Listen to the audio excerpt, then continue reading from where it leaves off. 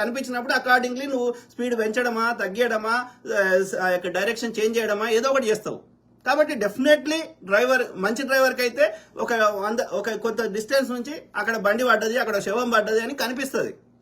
అంటే అర్థమైంది, definitely bus driver తాగాను ఉన్నాడు, లేకపోతే మితిమించిన స్పీడ్ తోటి ఉన్నాడు. 120 60 కిలోమీటర్ పోవాల్సిన దగ్గర 120 కిలోమీటర్స్ ఏదో ఉన్నాడు.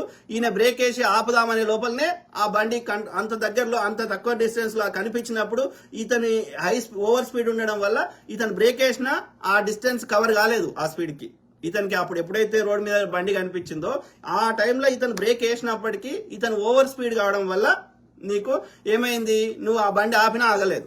ఎందుకంటే అది ఆగాలంటే అంత స్పీడ్ లో ఉన్నది ఇనర్షియా ఆఫ్ మోషన్, ఇనర్షియా అనేది ఉంటుంది. ఓకే, అంటే ఒక పరిగెత్తేది ఆగాలంటే దానికి మళ్ళీ కొంత టైం పడుతుంది, ఒక నిల్చున్నది పోవాలంటే మళ్ళీ దానికి